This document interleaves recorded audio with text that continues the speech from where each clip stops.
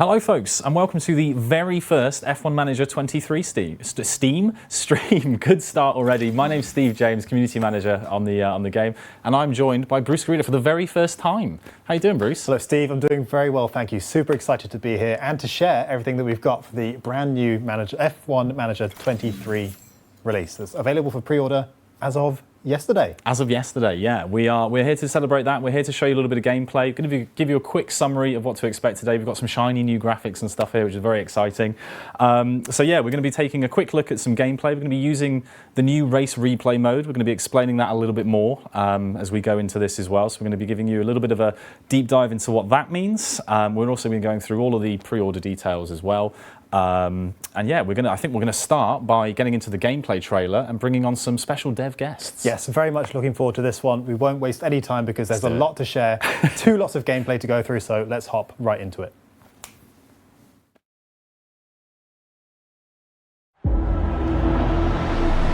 A sprint victory and points up for grabs right here.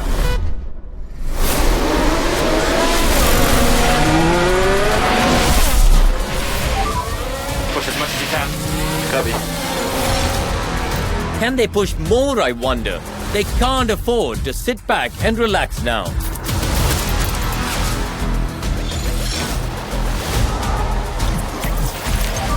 Box, box. Are we in trouble or not? A chance to see just what Charles Leclerc can achieve here. Oh, and that's a crash! Are there any opportunities in driving? Push and hold, overtake.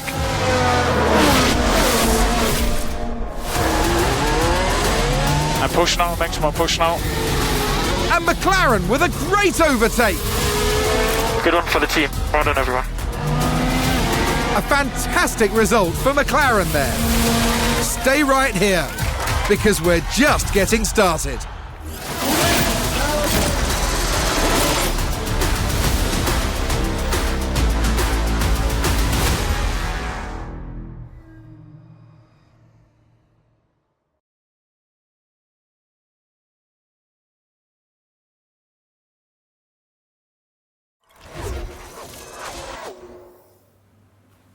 New gameplay trailer. Looks fantastic, if I do say so myself. I think, being unbiased, I think it looks As a totally objective and separate observer, I'm a big fan. So yes, that's the gameplay trailer from the new game, and we're going to rattle off some details for you for anyone who's interested in the pre-order. Steve, how can they get their hands on this game? All right, yeah, I'm going to have to read it off here because it is a lot. So you can pre-order now. Pre-order is available now as of yesterday, like we said. The game will be launching digitally from July 31st across PC, PlayStation and Xbox. If you pre-order, you get 3 extra race replay scenarios, which we'll be getting into in a little bit. The regular edition is £44.99, and the digital deluxe edition is £54.99. The digital deluxe edition is going to give you 4 days early access, as well as 12 exclusive race replay scenarios, which we're going to have a little discussion about later as well, so worth sticking around to find out what they are. Yeah, let's get into it. Let's introduce our special dev guests, and we'll start showing some gameplay. How about that? Yeah, absolutely. So, welcome. We have both Lloyd and Will now joining us on the show. Thank you so much for being here. Look at the colours of all of our shirts. Doesn't that look lovely? There's a nice little blend of colours across there. Yeah, this is nice. I'm liking the look of this already. Hello, guys. How you doing? Yeah, really good, thank you. Yeah, really excited to be here and share more about the game. Awesome. All right, we're going to load this up straight away. So we're going to get into our starting grid gameplay here. So can you guys give us a little rundown of what race replay is, and particularly starting grid, as we're going to show that first? Yeah. So race replay is a brand new mode for F1 Manager 23 that allows players to play alongside kind of the real races that they've been seeing in the season. So starting grid specifically lets you play from the start of the race as any of the teams on the grid, starting from the real starting positions that they would have started at in the Grand Prix, with the the tyre allocations they had, all that sort of thing as well, and then play through the race and see if you can match or better the result that the team got in real life. And like the weather and things like that as well all match the real race. Yeah. Okay. So for this one, this is my gameplay footage. I foolishly thought that I would be able to beat the real result. So we're going to be jumping into this is going to be the Miami gameplay. This is Miami 2023. I've chosen Ferrari, and we're going to get into that now. And yeah, you'll see how that goes. I'm interested to see if chat can predict how I do in this. This was my first time playing the game. This was my first time playing the game since I've played 2022. So yeah, this is me jumping in and kind of having a look, basically. So you can see here we've got a couple of options so far. We're going to be adding new race replays to the game following every race weekend. So this will be updated, as you can see. So this is where we are right now, obviously on this particular build. And this is me jumping into Miami. So we do have a couple of options here. We've got the race moment and the starting grid, but for now we're going to play the starting grid. Yeah, we've got 57 laps to try and prove ourselves better than an actual F1 team. Ferrari, you know, they were. I chose this one because I don't know if you guys watched the race, but there was a bit of a battle between Alpine and Ferrari for this one for a while. So I thought, do you know what? I can gap an Alpine and a Ferrari. I can do the strategy here that makes sure that Alpine aren't behind me. Well, those are bold words. We'll see if they are bold words. You've got the skills to back them up. And like I said, I'm interested to see if chat can predict basically whether I'm going to have done this any good or not. So yeah, the starting grid is about to start. While that loads up, I want to ask, what was the inspiration or idea behind adding this whole new mode? Was it that you wanted to explore different ways to enjoy and play F1? I know partly it's about tying the gameplay to the real season as well. Was that something you wanted to achieve with this? Yeah, so essentially, we've heard obviously community feedback in various areas of the game. One of the key things was that we wanted to allow people to jump straight into the action. You know, with these particular race grids here, you can choose any team. So, you know, you can choose any team you want for that circuit and just jump in, get straight into the action. And it also means that you can have that sort of the close match with the real world Formula One results and the races that are occurring not each weekend, but you know, on race weekends. Sure. And so I think that what this gives you is that nice connection between the game and the real world as it happens, basically. Definitely. And it gives you a chance to, you know, prove to your mates that you can do better than the team principles. Or not, as we may find out as this goes through. Do you know what? I'm probably being a bit harsh on myself. I don't think I did that badly here, but you can see me here. I'm selecting strategies. So you don't start with strategies. It's your choice for the strategy for this. So starting grid just gives you where those drivers qualified, and it gives you track conditions and, you know, that kind of thing. So it's up to you to decide your own strategy, whether you do decide to do, you know, start on the tyres that they really did start on there. But I set up for 2 mediums were here, but I did extend Carlos's stint a little bit. So he's running a little bit longer on his mediums because he's a little bit higher up the grid. So I thought, let's try and keep Sainz on the podium. Do I do it? I don't know. We'll see. Yeah, we'll see as we get into this. But off we go. We're going to be showing a couple of other things here as well. We're going to be talking about some new features and stuff whilst this plays, because we're going to be seeing some new stuff here. I am very, very keen on something that people may have seen in the trailer, which is the visor cam. I am obsessed with this. I had to keep turning it off because I would watch an entire race in visor cam, just as I would in an F1 in real life. Like if I had the ability to click through all the driver cams, which I think you can on F1 TV, but I don't have that ability. So I would love to watch every single race from visor cam, and I think that's a really, really cool thing. So we're going to see that in a minute as well, because I think I obsessively switch back and forth between that when things get exciting. It does look incredible. I'm a big fan of the new visor cam as well. Yeah, the team have done a really, really good job on that. It's one of those things that, you know, as fans of F1, we thought, well, as soon as we saw it, we knew we had to have this, right? This is, you know, this really cool thing to have in, and each of the teams, each of the drivers actually has obviously different visors. Yeah, I noticed that when I was switching through. Yeah, because I'm guessing that's based on, you know, the real life fact that they use different visors, and there's also, you know, there's different ones for. I know in real life they change them based on where the sun is and all of that kind of stuff. Yes. And it kind of recreates that same feeling of drivers having their own personal choice, which is really cool. I'm obsessed with that. Completely obsessed. I got the opportunity to peek over Steve's shoulder while he was playing as well, and I noticed that the details on the steering wheel as well, things like the gears and the speeds, are all updating in real time as well, according to the driver and what they're doing. So really nice attention to detail there that I greatly enjoy. Yeah, absolutely. And what actually is really cool about that is when you have, for example, a night circuit especially, If you're in visor cam, you get the reflections from the rev counter on the steering wheel. It just reflects into the visor as it's not quite fully clean. There's just nice little details like that that really make it look authentic and really get you into the action. Amazing. Yeah, it's really cool. So already here we can see that I'm like what 1.4 seconds behind Alonso there. So I'm sitting pretty. But look again, Alpine behind. I'm still already. I thought, yeah, I'll be fine. I'll just start better, and then I won't have Alpines battling for my positions. But unfortunately, I already do have Gasly on my tail. But yeah, we've just got it coming back here. Got a bit here. We're already in the DRS zones now as well. So whether I'll have any success, we'll see. But I'm burning the tyres. So the tyre temperature is something that we've worked on for 2023, isn't it, Lloyd? So here I'm basically taking my own risk of just being like, yep, push it, burn the tyres as much as possible. But can you give us a little bit of info on sort of how tyre management is going to be looking for 23? Yeah, so as you say, currently you're pushing quite a bit on these tyres, obviously on the mediums there. And what you'll find is that in this game, you've got to really pay attention to the tyre temperatures because we simulate the carcass and the surface temperature. Mm-hmm. And if you keep pushing, especially on hot tracks, you're going to find that they'll overheat fairly quickly, depending on. There you go. I love it. I love it so much. Sorry. Depending on the compound used, obviously, yeah. Different compounds react differently to different circuits, and even then, you've got the compounds change themselves depending on the circuit. Obviously, what you see as a hard isn't necessarily the same. Yeah, on of each course. Circuit. And you really have to think carefully about where you are, what the track temperature is, how hard you're pushing, whether you've just changed your tyres in the pits. Obviously, if you're on a fresh set of tyres, they're not going to be as warmed up and bedded in as a set that's been running for a few laps. And obviously, we'll communicate back to you how your tyres are doing. You can see there on the command panels, you've got the temperatures rising, and they'll start to go red once they reach that temperature zone that's a little bit too warm.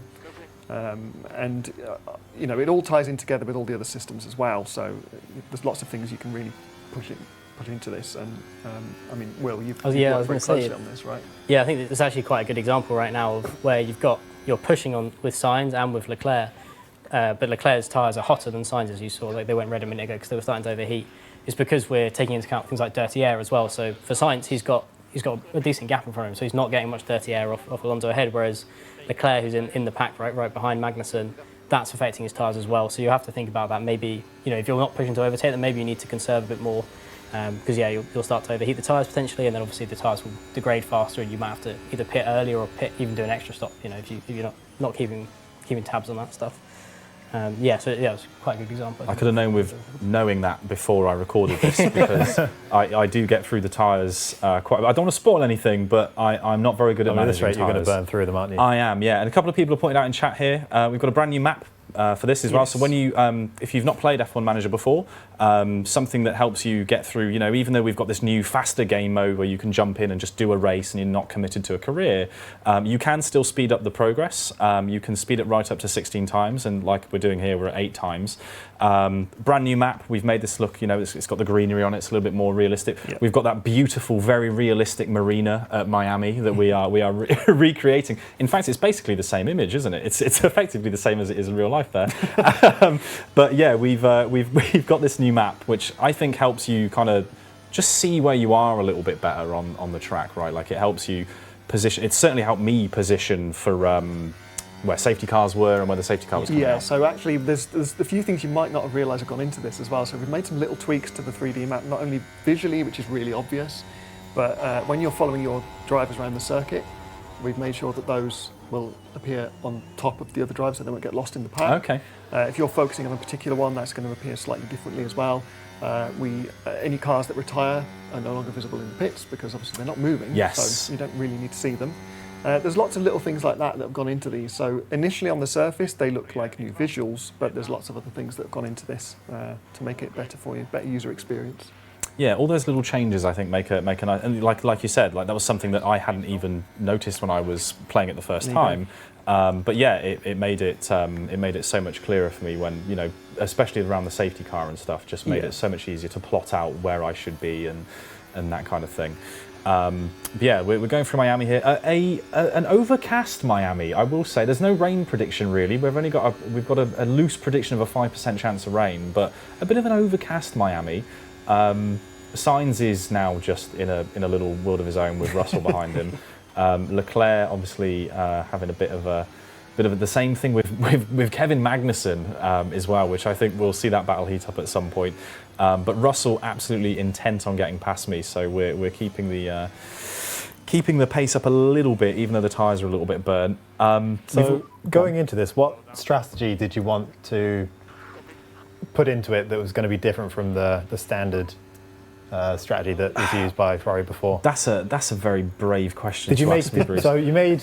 I saw at the beginning you were playing around with the Yes. pitting strategy.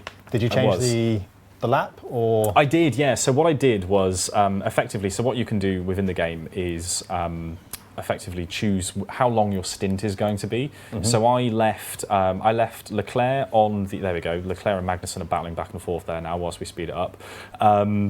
But I left Leclerc on the basic, the stint it recommended. For we give you like 3 presets, and I left it on the basic A preset for that. But because Sainz was a little bit up the order, I didn't want to risk him pitting too soon and losing that podium track position. So I thought, yeah, we'll leave Sainz out for a little bit longer. This is a tight street circuit, as many F1 people know, that a tight street circuit with 20 cars going around it is going to be quite an interesting thing, especially when there's 57 laps. So whether we do all of those laps and my pit strategy works out or not is a different matter, which I think we'll find out fairly shortly. But yeah, for the time being, this strategy is working. This is what I wanted. The gaps aren't too bad. Perez is leading. You'll see Verstappen has flown up so many places. He's got the fastest lap, as he's often wants to do. Yes, that seems to be the trend for 2023 so far, doesn't it? And yeah, that seems to be what's happening here as well. Somebody said, any mouse support for PS5, gents? Mr. Rich, yes, we have mouse and keyboard support for consoles. That is something that has been added to 23, isn't it? Yeah, new feature. You can just pop keyboard and mouse in. Plug it in, yeah, just plug it in and do it. Not that I think I think we actually got a lot of feedback that the controls for the consoles were actually really well received. There was a lot of people that were quite pleased with those controls, but a lot of people prefer a mouse and keyboard. I'm a mouse and keyboard person. I'm a PC gamer. So yeah, absolutely. We now have the ability to control it with a keyboard and mouse on your console. Will there be mid-session saves? Yes, there will be mid-session saves. Yes, there will. You can, again, I think part of the ability to just make it a bit more jump in and out, right? That was another piece of community feedback we got. Yeah. You might be halfway through a practice session and, I don't know, maybe you really want a packet of crisps and pausing it isn't enough and you want to sit and have a packet of crisps and not play the game for a while, and then you can do that and you can jump back in. And I think that's really nice. And visor cam, I know. I just every time visor cam comes back up, I have to keep looking back at the screen because I just really, really like it. We've already lost position here to Verstappen. I think it's fair to say that Verstappen is not in the same battle as us in this race, or potentially any in my career as a team principal at this rate. But yeah, we're pushing those tyres again because, quite frankly, I cannot handle the fact that I am battling this Alpine. I want to be ahead of this Alpine. And it's not happening. So while we have a moment and we're watching you battle it out and slowly but surely lose places. Thanks, Bruce. You can play next time. So far. I would like to take advantage of, especially Lloyd, your expertise and knowledge on the series. For anyone who's joining us on Twitch and hasn't played the previous version of the game, could you just give us a little overview of what F1 Manager is about, what role the player takes on, and the kinds of things they will manage and do for their teams? Yeah, so it's obviously, clues in the name, it's a management title, so you essentially take on the role of a team principal for a Formula One team. You can take that role for any of the real-world Formula One teams for the 2023 season. And you can basically play through on all of the 2023 circuits, and you can manage the team both on and off the circuit. So obviously we're looking at on-circuit action at the moment, currently in a separate mode, but when you're in career mode, for example, you will manage that team from start to finish, and you can essentially take on not only the circuit stuff but also back at the HQ, things like car development, driver development, even things like you can manage what the pit crew do of a morning, of an afternoon, and that's something we've added in this one. And yeah, it's just making sure that we've got everything as real as possible and giving you the details you want, right? Sure. Yeah. No, you really can get down into I don't want to call them minutiae, but all of the details and really every element of managing a team. I'm actually keen to ask you about the development of car parts in particular, because I know that's changed somewhat for this season as well. What can you tell me about that, which is new? So the car part development, not only have we made it a little bit more accessible in terms of how you utilise it, and obviously that's not visible here, but players will see that when they see the screens. But you've also now got the idea of developing parts based on their durability. So you've got various options available to you for that. So you can essentially set it to be more durable, which is great, but it will have slightly lower performance. But it just means it will last that little bit longer. It's mostly down to the weight. To make it more durable, it's a little bit heavier. And what that also means is it's less likely to fail on parts inspection. So we have a system that after the races, they'll come along and inspect your parts, and if they're not quite up to scratch, there's a chance they'll fail. You'll then have to go away and either, if you haven't, build new ones, but have them available in your factory, in your warehouse, or just fit them if you've got them available. Smart managers will have, smart team principals will have already developed those extra parts and have plenty of stock available, and so they'll be able to just switch them out. Or in some cases, you might use that as a chance to research something new for the future. Make it a little bit more durable if you don't want to keep running into that same problem. And yeah, it just means you've got a little bit more to think about. Sure, just an extra consideration to bear in mind when you're developing. Right. So, as you guys were talking about that, the astute viewers among you may have noticed that my pit stop with Leclerc there has happened. That's why Leclerc is now dropped to 13th. We're on a nice set of hard tyres, which are coming up to temperature, as you can see. What a beautiful segue, previous me. Thank you so much. So those tyres are a little bit cold right now. I'm pushing to heat them up a little bit. That's my strategy anyway. I hope it works. However, there was something that popped up there that I wanted to touch on a little bit. When we came into the pit stop, it popped up at the end of my pit stop and it said fastest pit stop, 10th, and then popped up to second, telling me that I had the second fastest pit stop. Can you allude a little bit as to what that might mean, Lloyd? Yeah, so, I mean, obviously you can read into that. It's the fastest pit stop awards. Yeah, right. That's something we've implemented. So obviously there's an extra bit of incentive there to keep training your pit crew to the right level. You can, if you really want to, just make them focus on pure speed. Okay. If you want to do that, that's fine. You know, you might be able to get that award. There's a bit of extra, there's a bit of extra reward on the line for that, isn't there? Increases the chance that they'll make mistakes. So they might be fast, but then every so often they might struggle to get a wheel off. Yes. So it's a bit of a balance there. So there's been certain times when I've been playing the game where I've just gone right, hit the gym, the full month, and then by the time it gets to a race day, they're just absolutely exhausted. But you can do that if you really want to. This is it, yeah. So this leans into our the new kind of key staff member for 2023, the sporting director. So yeah, we now have the sporting director role in the game, which is effectively responsible for. It's a bit of a. It sounds like a very broad role, doesn't it? But they are responsible for kind of all the trackside operations at the race weekend. So your sporting director is going to be responsible effectively for preparing your pit crew and sorting out their training. So we're going to have a deeper system for training regimes for pit crew in the game this time on a monthly basis, where you can go in. I mean, you can customize it. You can have a balanced approach, similar to how we've got with the driver development. The car part development, where you can choose balanced or focuses. There's a similar thing where you can focus your pit crew on various areas, like you said.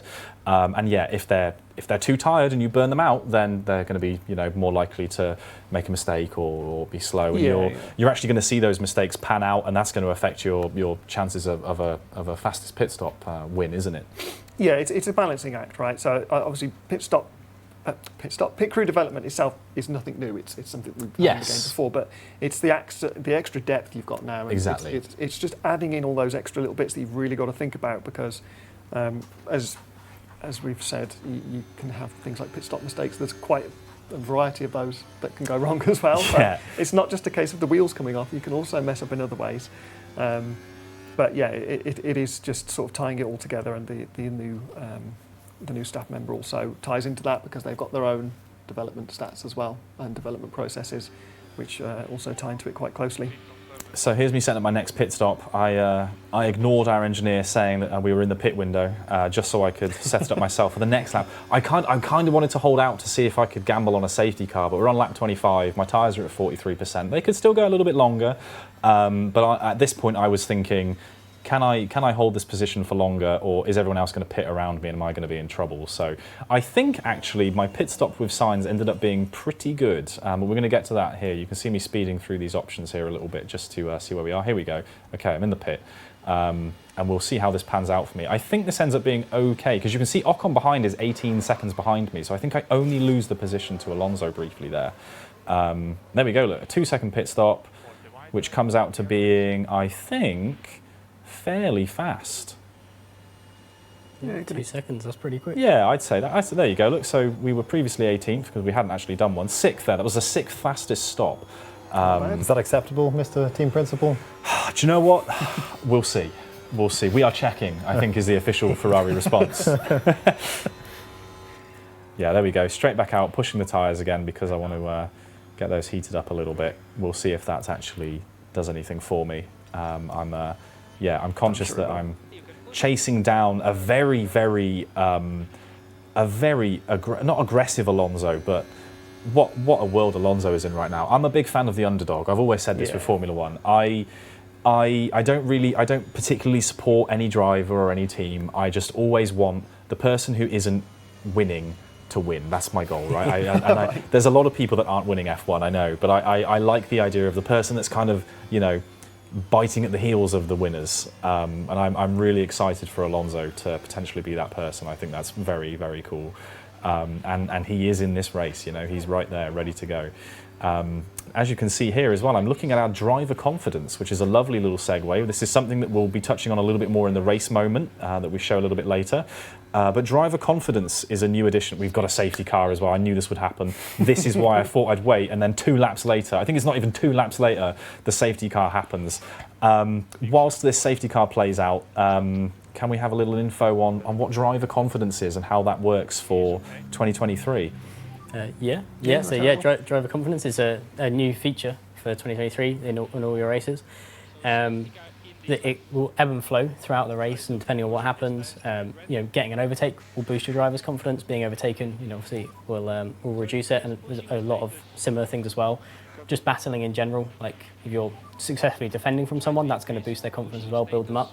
So you can track it as we saw in that previous screen. It ties into the practice sessions as well, so that will set kind of their base confidence for the weekend, how well you've set the car up, whether they got acclimatised to the circuit, if they're kind of comfortable with the parts on the car, and then it will build through qualifying and the race.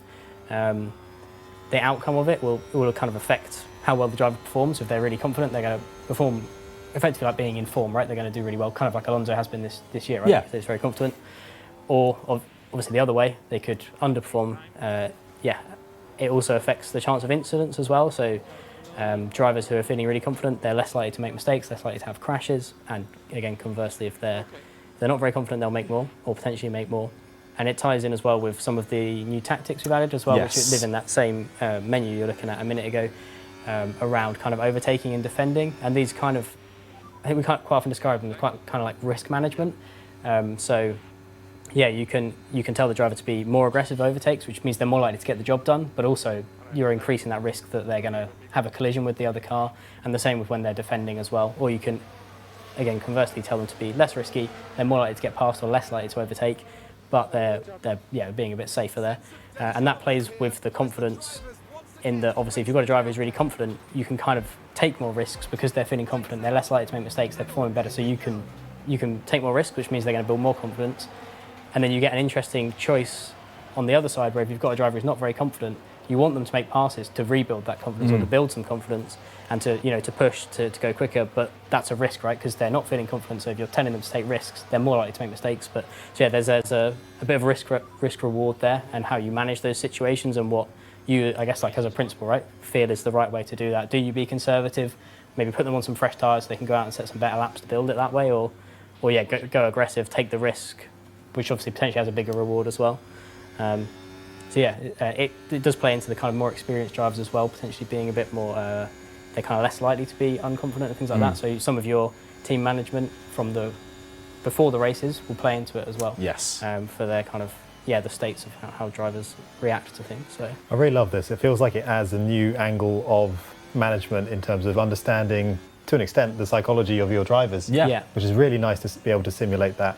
You might even start making decisions like, if I want to build up my, say, second driver, I'm going to give them more time, I'm going to build up that confidence. And yeah, like you say, right down to the moments of, okay, do I decide to ask them to overtake or not, just based on how confident they are. That's a really nice level of detail. Yeah, and it plays in with their engineer as well, which obviously, again, the engineer was a staff member in the previous game. You see them on the radio all the time in the races and stuff.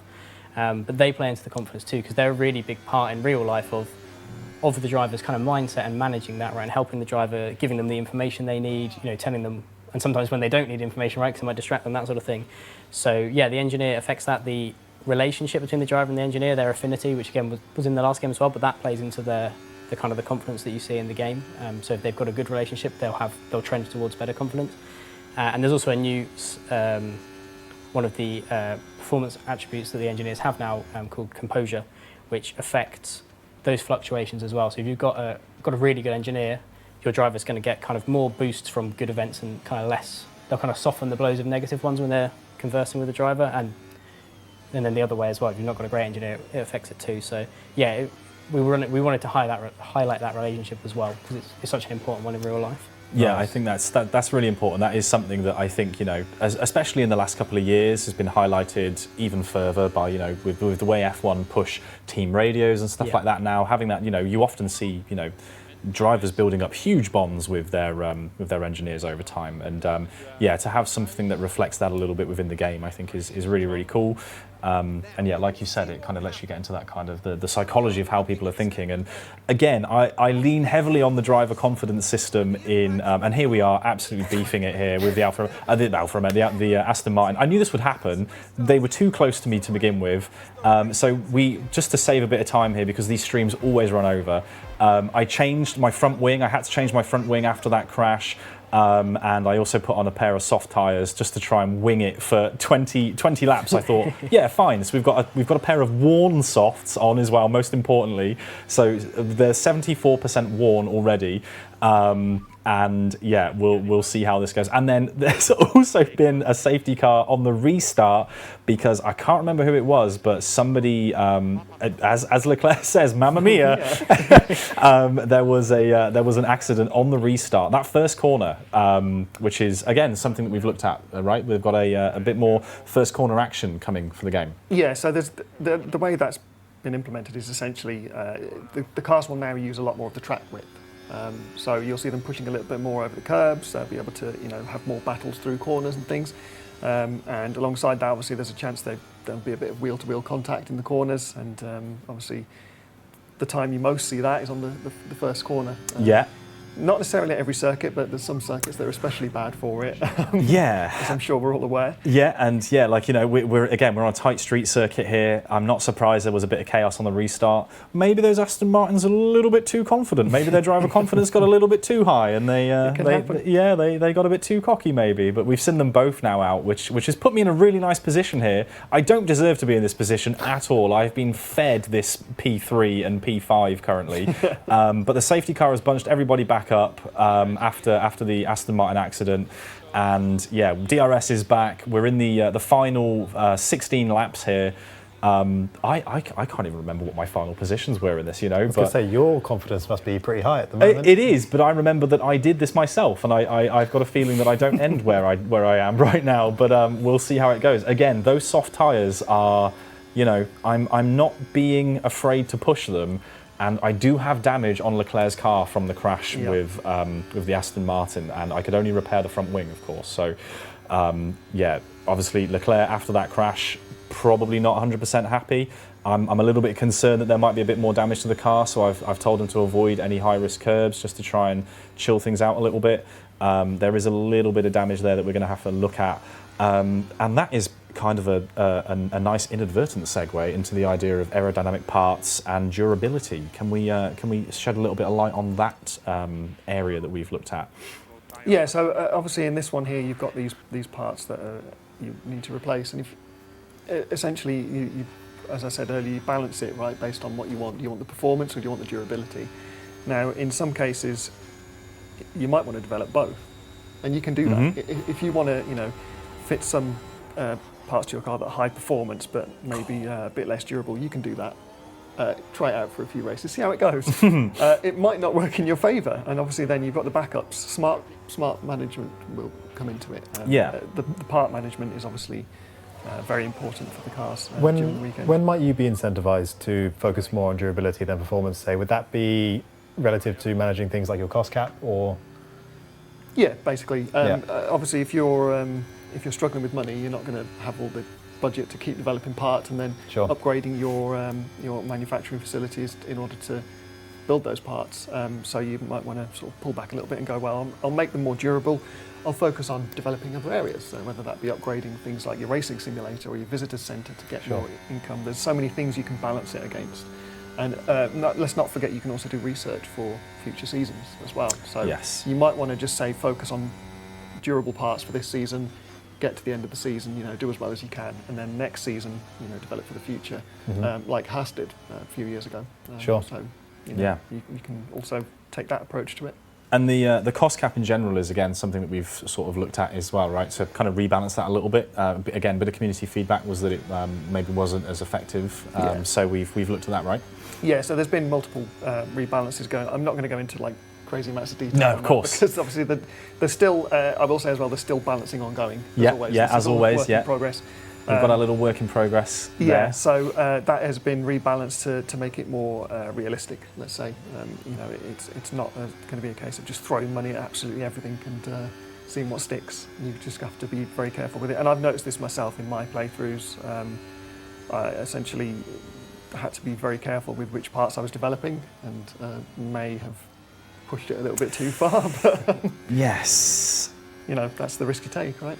Yeah, it is, exactly. And again, I think all of these little things will add up to make it a bigger challenge, right? That's the dream, is that we want it to be a bit more of a challenge for people as well. I certainly have noticed that I am not as good as this game as I was last year. That might just be me. I am very much send it and see what happens kind of person.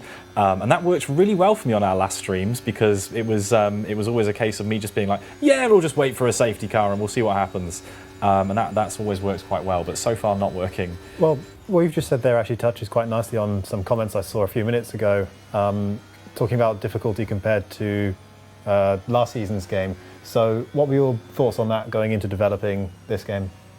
So obviously community feedback is something that we do read frequently and take on board, and it's certainly something that we looked at, and there were several areas which were sort of key to that, and we looked at it and across the board made different changes to approach. So first of all, it is the cost cap one. That is something that we needed to adjust slightly, but it's also how the other teams make progress as well. So there's various bits that go into this, including other teams developing their cars in certain ways, and also on track. So that's something that will basically end up with more battles, essentially. The AI teams can now push much harder. Sure. They're a lot smarter in terms of the strategies they choose. They don't necessarily just choose a strategy and stick to it. They will react to ongoing track action, and they're constantly hunting for the best pit stop strategy as well. So it's not just a case of them giving you better battles with things like ERS, DRS, and the pushing their tyres, for example, but it's also how they handle the on-track action and react to it in their overall strategies as a team. Sure. It's not just a case of them going out and racing around the circuit. They will give you a battle, and I've found this myself in my playthroughs. I've come across certain teams where I've gone, I can't quite beat them. I just don't have the car for it.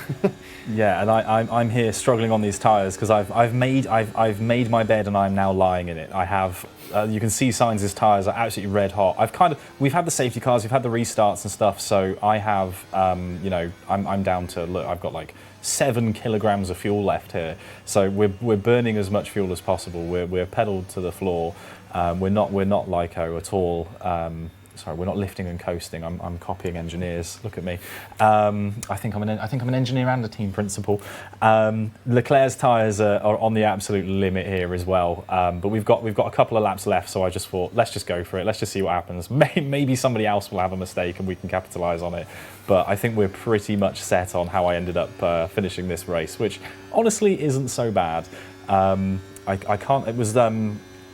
I can't remember the exact specifics of where they finished in the real race, but with Race Replay, you'll have a summary page at the end that shows, you know, your points versus the real result, right? Yes. So yeah, you'll see your position compared to where that driver finished in real life, and then, as you say, yeah, the points that each driver scored and the points that you as a principal scored compared to the real one.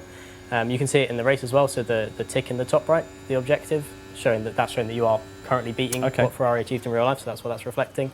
Yeah, I think 5th and 7th from memory is where they finished. I feel like something like that. So yeah, you'll get a summary of that after the race when it finishes in the race replay mode, and yeah, you can track it.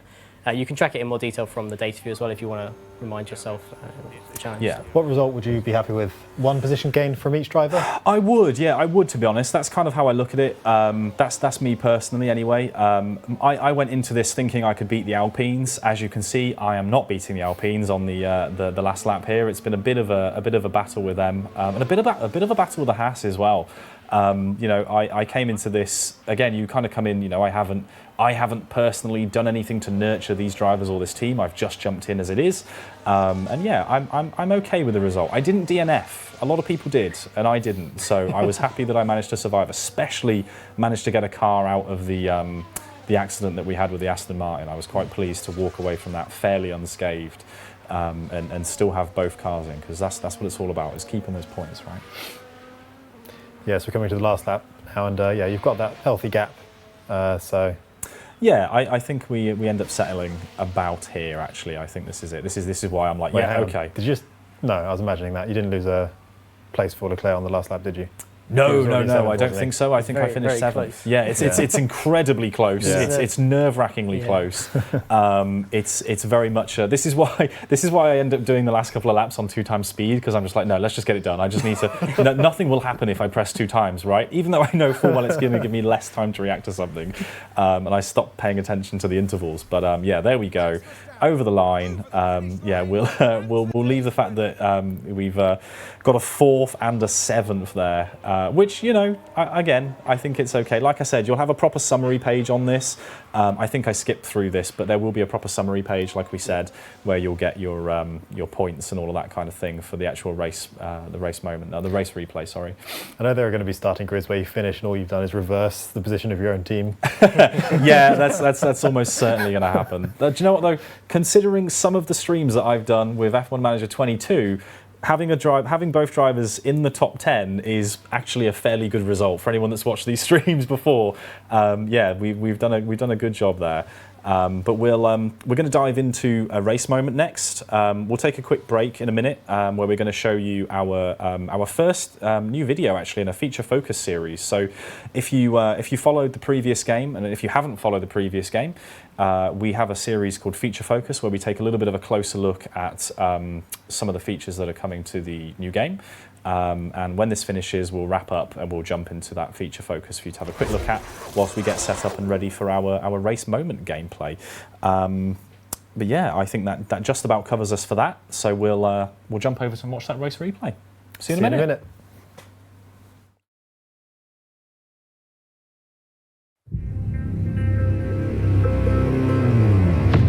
F1 Manager 23 brings you a whole new way to experience the official 2023 season with Race Replay. Race Replay is a brand new mode for F1 Manager 23, giving you 2 new, faster ways to prove yourself.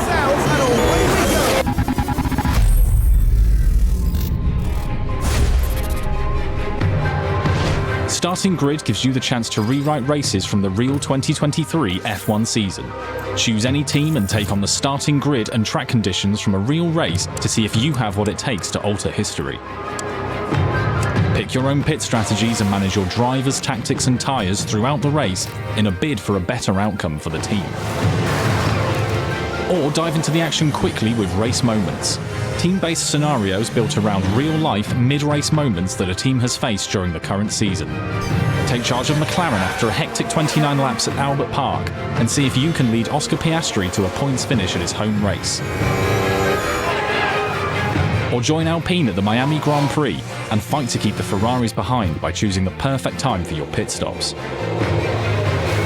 With new starting grids and curated race moments being added to the game following every race weekend, Race Replay is your opportunity to get closer to the action than ever before and prove that no challenge is too tough in F1 Manager 23.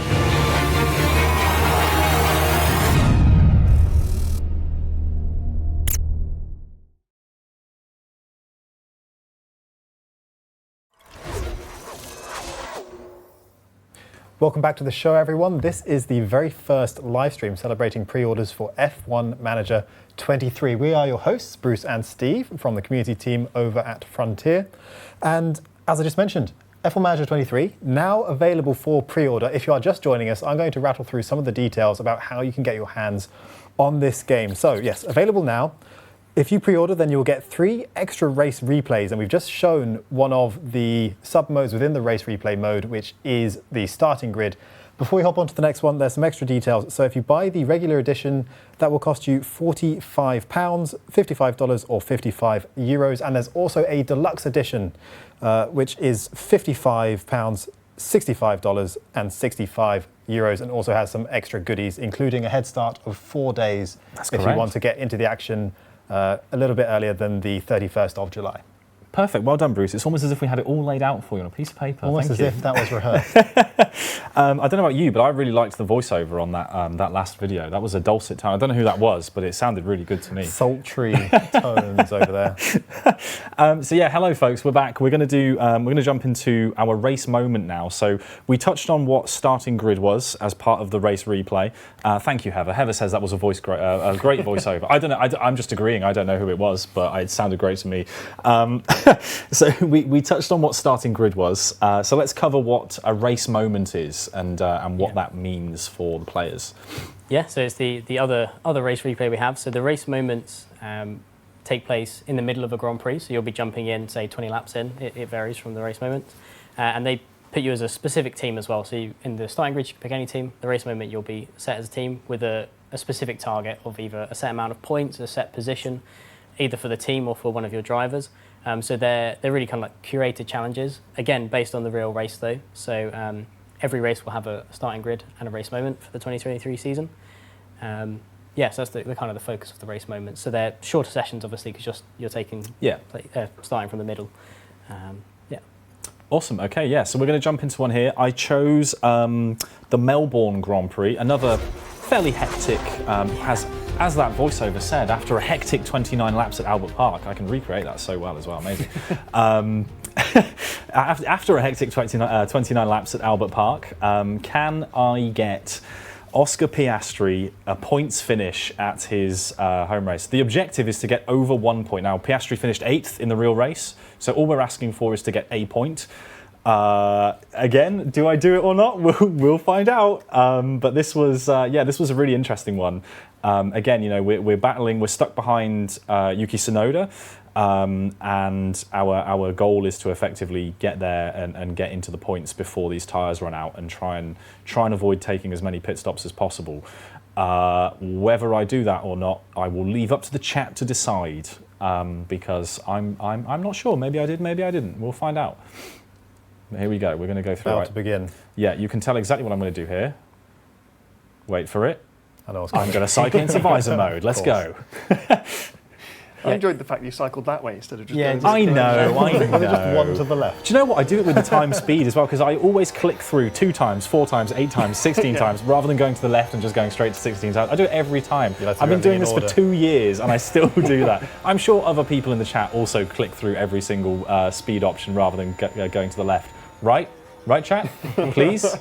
I saw somebody asking a question as well about F2 and F3 race results being visible on a weekend.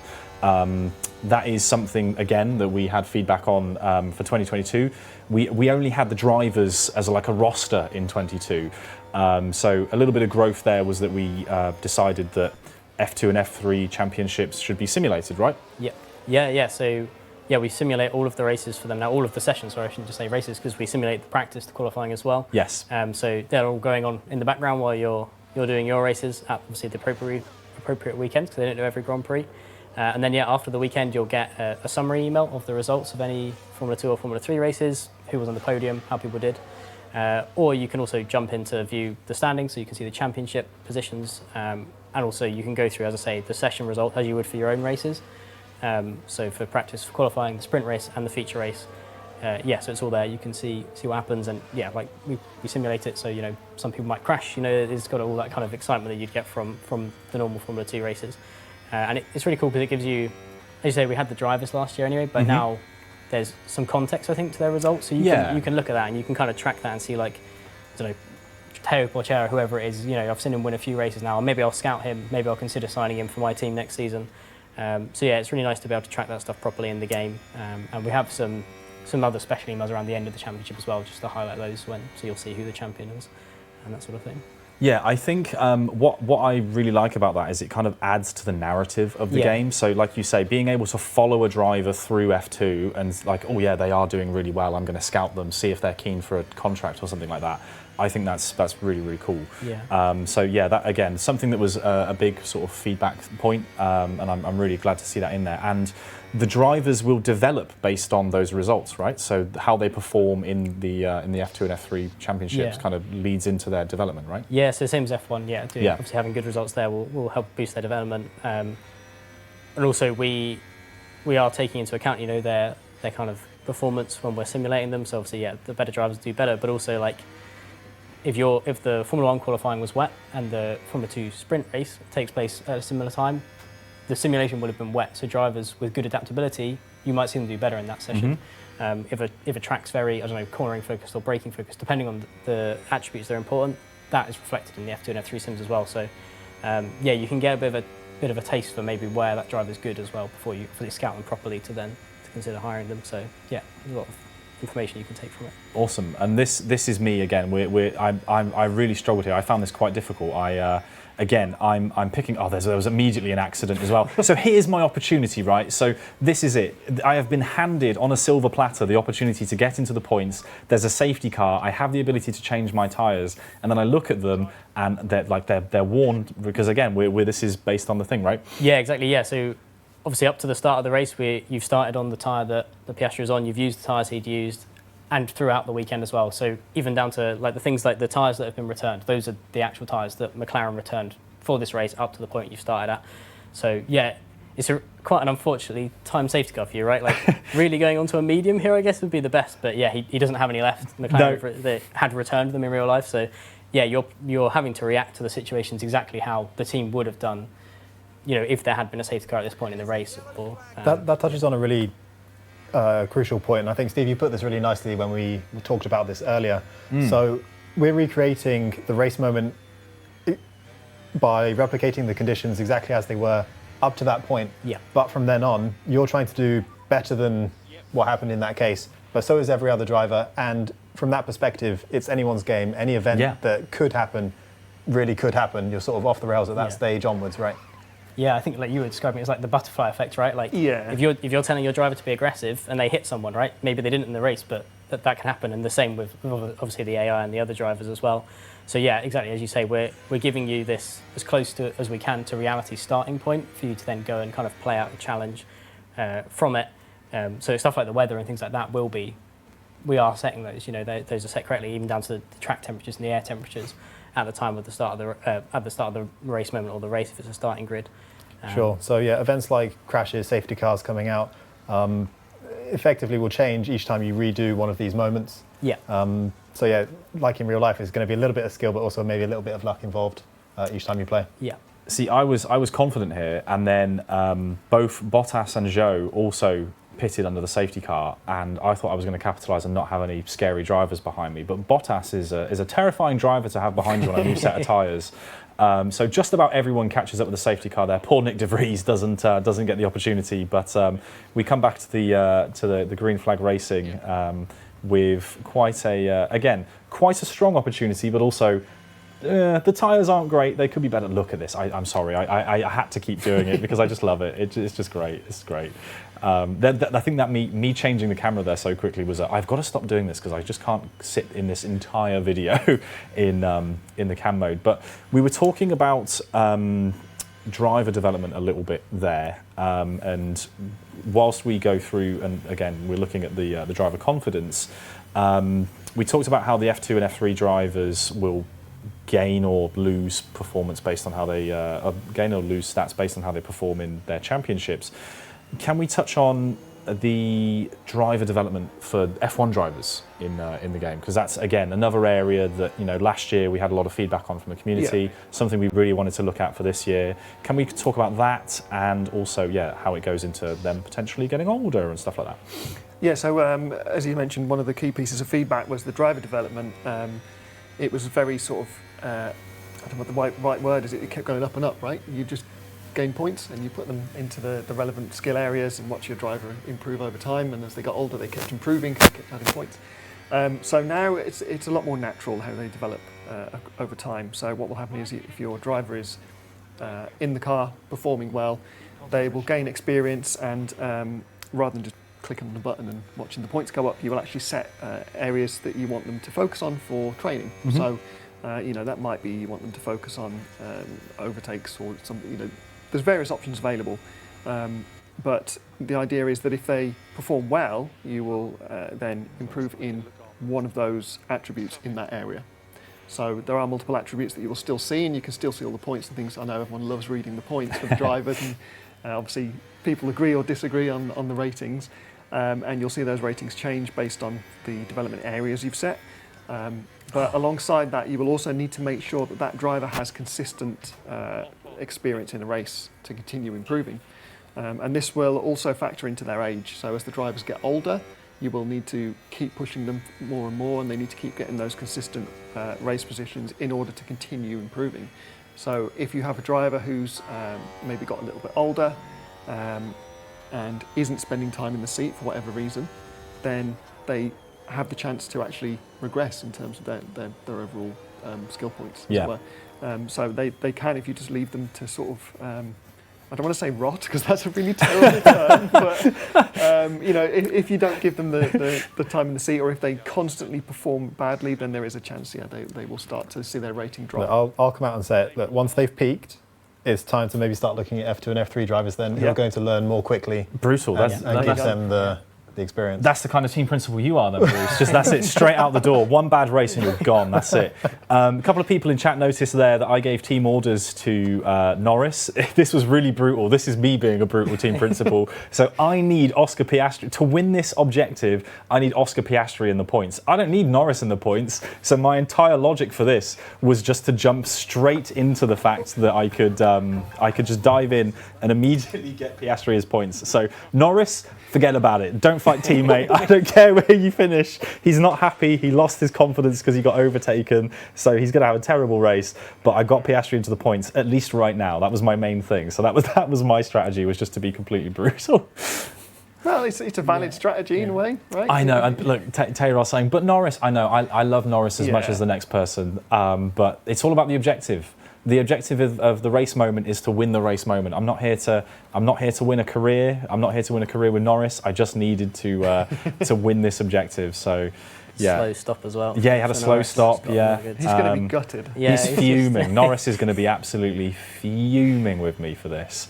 But luckily, he's a team player, so he's all right. But what you've just touched on, I think, cuts to the heart of what this mode offers, which is the ability to focus on a singular instance of a race or a moment in a race. You're not worrying about the longer term campaign. Maybe you've got a separate campaign going, but you just want a one-off session, see if you can beat the real outcome and just enjoy the game that way. And it allows you to play differently than you would otherwise, where you have to consider, say, the longer term season or things like that. Yeah, I think so. And I think that's what I like about it. I like that I can then, I can go from, I can have my narrative with my career and that, and then I can jump into this, especially as it updates every weekend, and go, do you know what, actually, I'm going to jump in and see what the race moment is for this race, and see if I can beat it. Hopefully I'll do better than I did with this one. We've still got Piastri in the points right now. There was a safety car. That's ending again. This was a hectic race in real life. My version of this race started hectic and just kind of carries on being hectic. It's It's pretty crazy. But yeah, we've a few more things to talk about as well. We've got a few other little bits to go through whilst we watch this footage. I can't remember. I can't pit him because I've got these tyres. I just have to salvage these tyres for as long as possible. Whether I actually managed it or not is a different matter, and we'll see.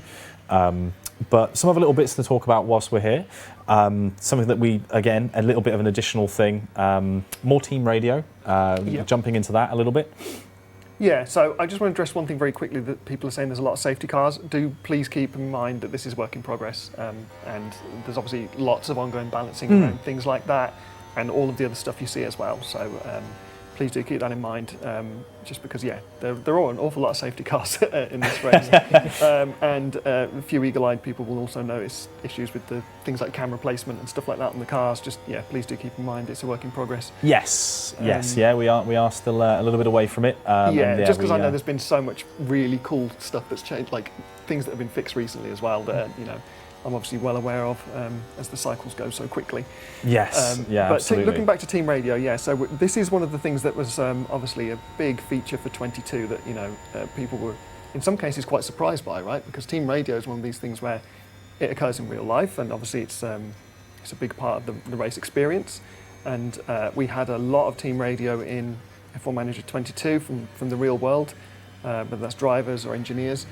In 23 there's even more of it, but there's also a little bit more context to it. So there's, I don't know if you'll have seen it in these videos quite yet or whether it's coming up, but you'll see communications between you and your race engineer about the drivers in front and behind. Yes. And it will actually call them out by name. I think that literally happens. It may have already happened, or it's about to happen. Where DRS and the engineer says you've got Magnussen ahead of you. I think, which I think he says you've got Magnussen ahead of you. Which I was like, whoa, okay, yeah, cool, I do, that's right. Yeah. And in fact, we've just seen there as well my ERS Battle Assist, which is another new part of the game, right? Can we just go into a little bit about what ERS Battle Assist is and what that means? Yeah, so it's a new way to use the ERS, slightly different from last year where we had the overtake and defend modes. This kind of, so we've kind of replaced them with the Battle Assist now. It almost lets you use them kind of in combo with any of the other modes we had, so neutral, deploy and harvest. So you still have your 4 different ERS modes, and then the Battle Assist on top of that effectively gets the driver to kind of reserve some of that energy they have for the lap that you've kind of allotted them to use for areas where they might be battling, whether they're overtaking or defending another driver. So they'll be slightly slower because they're not using it for the optimal lap time, but they'll be, in theory, they'll be better at overtaking and defending with that on. And as I say, we had similar things with that with overtake and defend in the previous game, but we've now made it into its own option, the Battle Assist, that you can toggle on or off, so you can use it in tandem with any of the other LRS modes you have. So you can still be harvesting energy if you need to harvest energy because you're low, but tell them, use the little energy you are allowed to use it to try and defend this position or attack. We've also added a new ERS mode as well, the top-up mode, which sits between harvest and neutral. Now you have a middle ground there where you'll save a bit every lap, so you'll slowly kind of tick up, but you won't be as slow as harvest because you're still using more energy. So there's it's a nice middle ground there. It makes, for me, I find it makes me want to use the ERS more because I'm less scared of using the deploy one and then having to harvest because I can use that top up as well in the middle. There's just more options I think now as a player.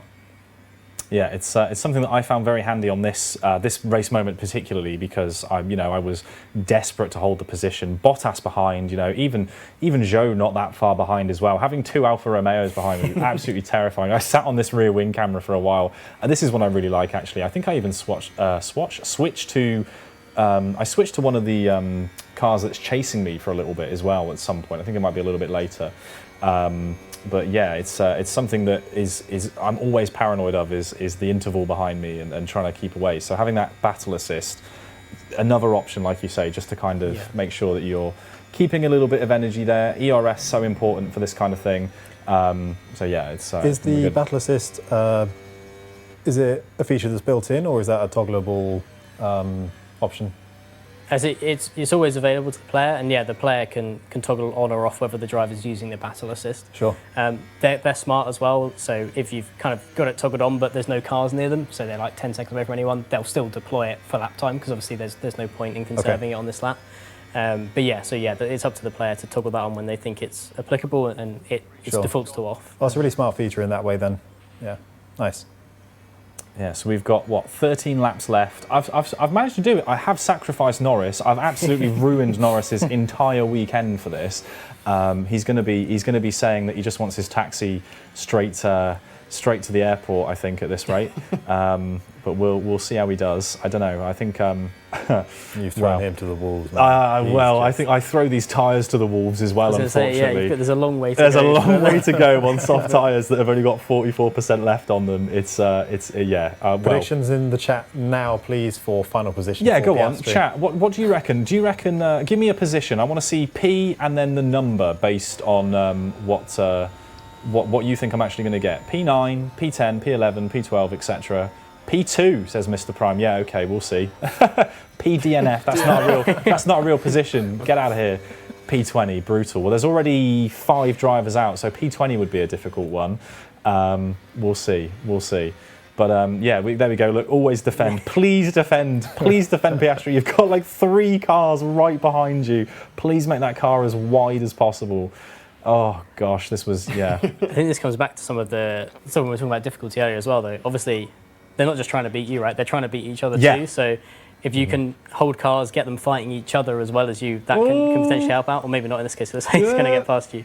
And the same with the tyre temperatures as well. Like, you know, if the other teams are struggling for tyre wear or their tyres are overheating, they're going to have to conserve as well. And by holding a car behind you, again, as we said earlier, with you were struggling with the dirty air, they're going to struggle with it too if you can kind of hold them in that zone. So, which again, they're all kind of things that teams take into account in real life as well. So, yeah, it's more. There's more depth there now, I think, from the combination of the more difficult stuff. Yeah, I found this, to be a real challenge. You can see that, I started 11th, I think, and I've battled up to 9th, back to 10th. Piastri's not really feeling it though. He's not. No, he's not feeling it. He is struggling. Like I said, that tyre wear is going to be playing a real factor here. And yeah, I would have loved to have had Norris stay directly behind, because that would have been really good for just holding back other drivers. Sure. But yeah, this was tricky. This was really, really tricky. I didn't manage the tyres very well at all, and this is good. This is a good way for you to kind of jump in and kind of learn a lot of these things as well, because it's a quick scenario to jump into, right? And you can just retry it as well. Yeah, right? There is a restart button. You can do it from the pause menu. You can retry. So yeah, you can try different things and see kind of what works. And obviously, like, it's the same kind of data for the tyres and things like that as it will be in your career mode, right? So you can also kind of feel out how long does the hard last at Australia, for example, and things like that as well, so that you can take learnings from it. That's a really cool application I hadn't considered. Maybe you've got a super important race coming up in your main campaign season. Yeah, you do want to get a bit of practice in on a particular circuit. Yeah, I think that's a nice segue into something I want to talk about in a second, actually. So let's do a quick recap of where we are. I appreciate that we're on the Twitch front page right now. So if you're just joining us, we are chatting over my potentially shambolic gameplay of F1 Manager 2023 whilst I fail to keep Piastri in the points. You can pre-order F1 Manager 23 from yesterday. The game will be launching digitally on July 31st. It will be available, if you pre-order, you're going to get 3 of these extra race replay scenarios. The base edition is going to be $44.99, $54.99, and €54.99, and the digital deluxe edition will be £54.99, $64.99, and €64.99. And that digital deluxe edition is going to get you 4 days early access, as well as 12 extra exclusive scenarios for race replay. Again, look at these tyres. It's not going well, especially on the left. Yeah. How are you feeling at this point in the race? Sweaty, I would say, is the word of how I'm feeling at this point. I've lost the position. I've failed my objective so far with 8 laps to go.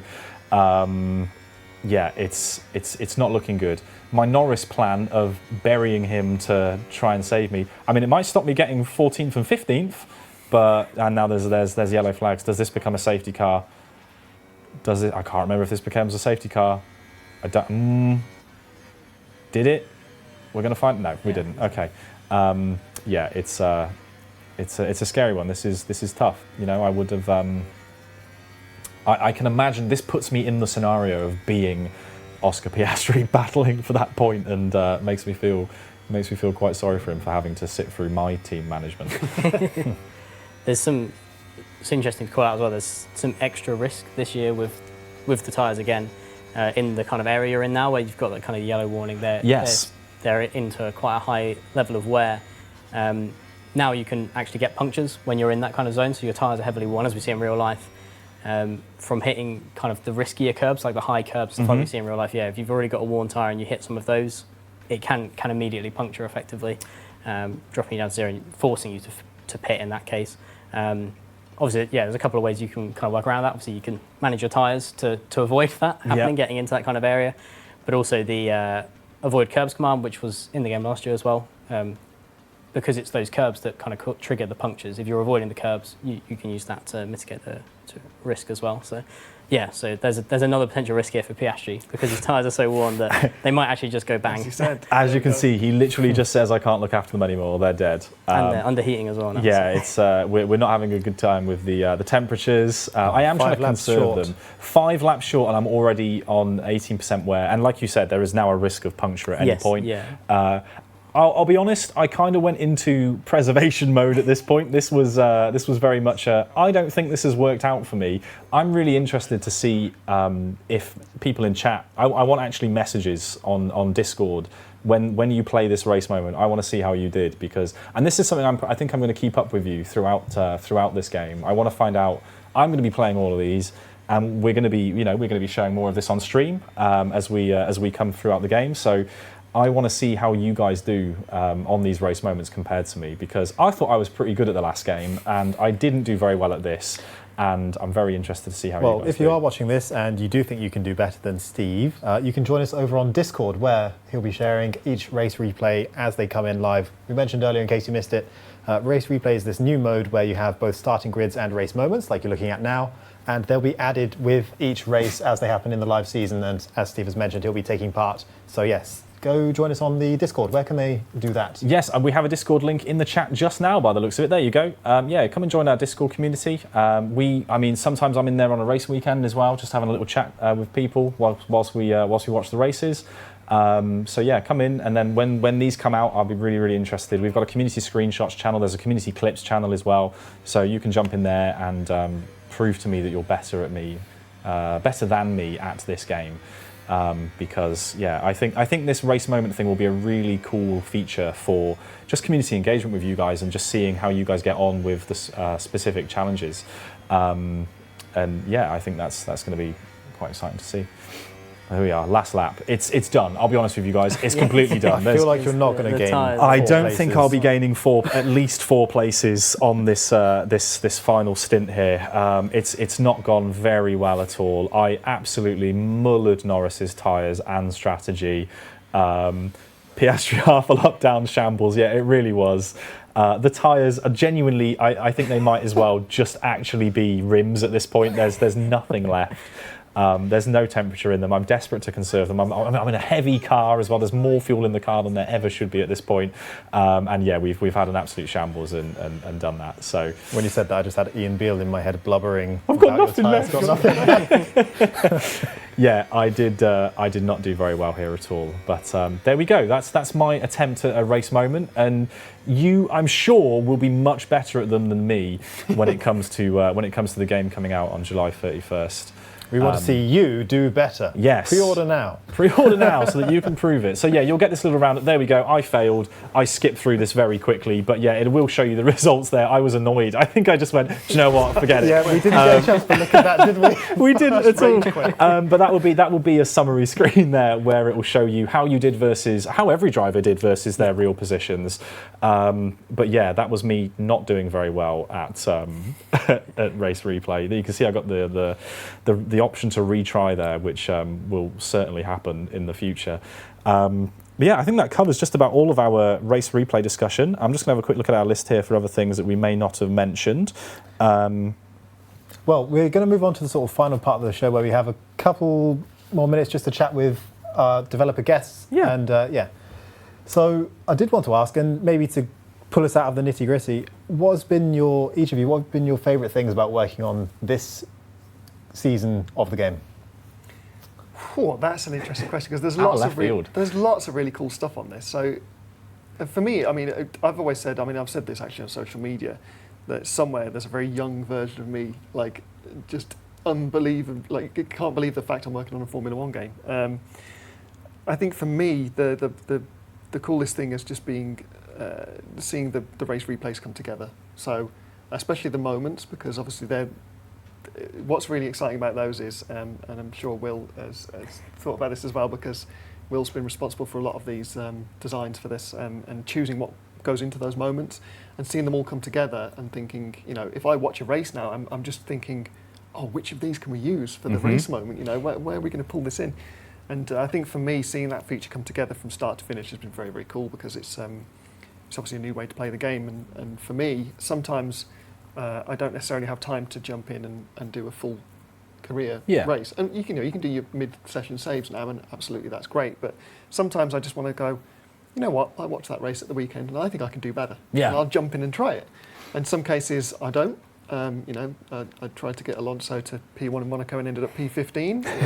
What tyres did you go on? I was very unlucky with that, to be fair. I was on the right tyres, but there was lots of incidents I got caught up in. But you know, just being able to jump on and try that is really, really cool. And for me, seeing that come together is just fantastic. And obviously as well, the authenticity of seeing the details of the drivers and the cars. I mean, the cars actually, you probably can't tell on stream because obviously you get compression and things, but the materials on the cars have been improved massively this year. We've really stripped those back and reworked the materials, and you can actually really see a difference, especially up close on the menus. Oh yeah, when you're on that new menu at the start where it cycles through. So the new menu we saw on this actually has been obviously built upon since this was recorded, since we've shown this. You see the cars really up close and the drivers, and you just see that material change has made a huge difference to the visuals as well. So yeah, that's a very rambling answer to that, and there's no one particular thing. But that's great. No, we're very grateful for all the work you've put into it. Unfortunately, I think stolen Will's thunder there with the race possibly replay mode. What's it been like working on F1 M23 then, Will? Yeah, it's been great. I mean, kind of the same as Lloyd in that, I've been an F1 fan for a very long time, so yeah, it's always exciting working on this stuff. The race replay mode, and especially the moments, I think, coming in as a designer and with working with the other designers and all of the developers to work on that stuff. On the Monday morning after a race, right, everyone's kind of discussing oh, this bit was really cool, or we could do this, looking through those and then trying to recreate that in the game's been really, really fun. The design is really cool, and hopefully players will enjoy playing them as well. And I feel like when we talk about the mode, especially the race moments, internally, it's kind of because so many people are F1 fans, you're always watching the TV, you're watching a race. Monaco's a good example, right? Yeah. When Alonso put those mediums on, everyone's shouting at their TV, why have you done that? And now we're getting a chance to kind of create some of those moments, give you an opportunity to, in our game, see, if I did what I think I should have done, what happens? Do I succeed? Do I do better? Do I do worse? So that's been really, really, really cool as a fan and as a developer, I think, doing that stuff. And I'm really excited for once the game's out, right, and we kind of see those coming in post-launch and all the ones that are already there and how people react to those and seeing what happens in people as well. Because as you say, we were chatting before this, just we'd both, I can't remember if it was the Monaco one, we'd both played. It was the Monaco we'd one, both played that, and we'd had different results because we'd approached it differently. Starting from exactly the same point, we'd approached differently. Different things had played out because of that. It's really fun to kind of share those stories with other people in the team, and then obviously the community as well once the game's actually launched. So yeah. And also, I just want to jump very quickly, VisorCam. VisorCam. Oh my God, that's genuinely. But also, what's a really cool feature that we forgot to talk about is next season signing. Yes, I just saw that in chat. I've got my list here that I want to reel off. That in chat. I saw you read it in chat. I saw your eyes go, oh yeah, we should talk about that. Life's Second Chance, I believe that was in chat. Yes, we do now have, this was again something people have talked about the Discord in chat here, and we do have a game feedback channel in there. One of the things that got the most comments and was the most featured in there was the fact that we could only sign drivers instantly in F1 Manager 22. Another little feature that I think makes a big difference for the overall story of your career and everything is that you can now sign drivers for either instantly if you want them, if you want to poach them instantly, but you now can sign them for the next season, right? Yeah, absolutely. Yeah, awesome. I'm going to list off, so we're going to wrap up here. We're pretty much at the end of this, but I wanted to list off kind of everything that we've discussed if you've just kind of come in at the end. I know we've shown a lot of race replay footage there, but you know, it's kind of shown off a few of the other little features as well that have been built up into the game. So just to give you a little kind of rundown of everything, I'm just going to reel this off because I've got like half a page and I'm going to reel off here. So F1 Manager 23 is launching digitally from July 31st, sorry. You can pre-order now, and if you do pre-order, then you get the 3 extra race replay versions, and you also, if you get the digital deluxe version, pre-order that, then you'll get the 4 days early access as well as 12 exclusive race replay scenarios. I'm going to pause you there. Go on. Can you tell us more about the exclusive scenarios that Yes. So now this is all from memory because I had a look through these earlier. So there is 12, and of 3 of them, I was really excited by one in particular, this format. So these are all curated, these are all designed exclusively for the digital deluxe edition, right?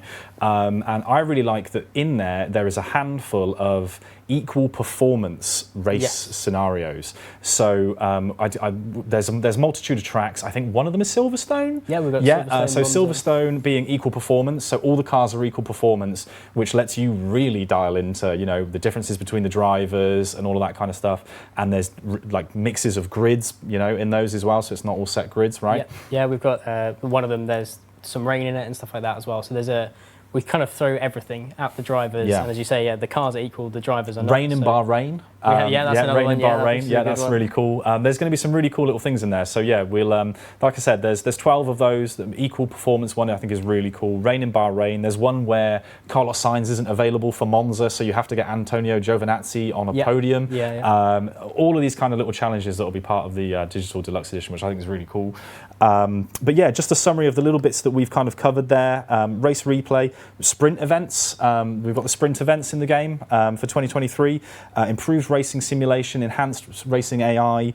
There's a sporting director with pit crew training, with a little bit of a deeper version of that pit crew training now, where you can go in and manage all the monthly details there. A different driver development, where we've got focuses on actual attributes rather than putting points into specific attributes.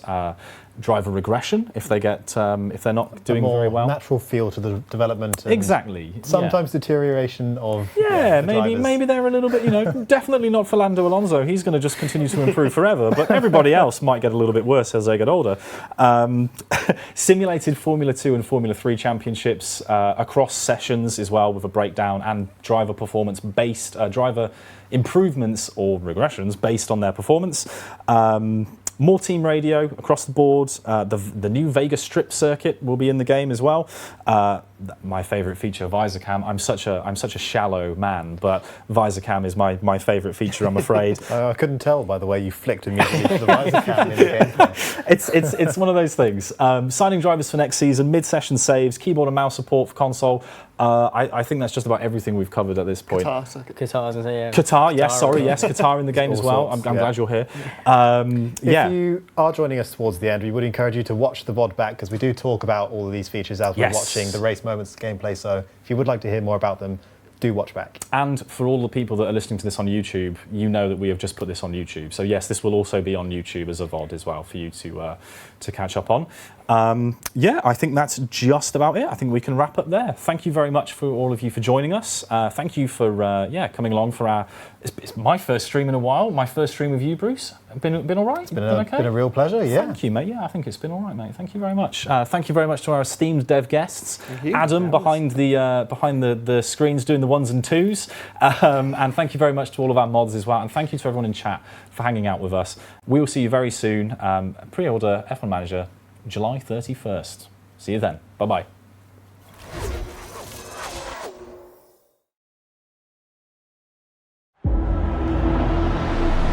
A sprint victory and points up for grabs right here.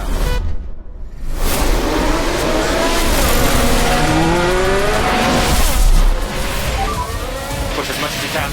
Copy. Can they push more, I wonder? They can't afford to sit back and relax now.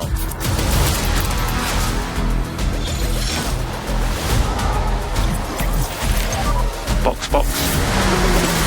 Are we in trouble or not? A chance to see just what Charles Leclerc can achieve here. Oh, and that's a crash! Are there any opportunities I'm driving? Push and hold it, overtake.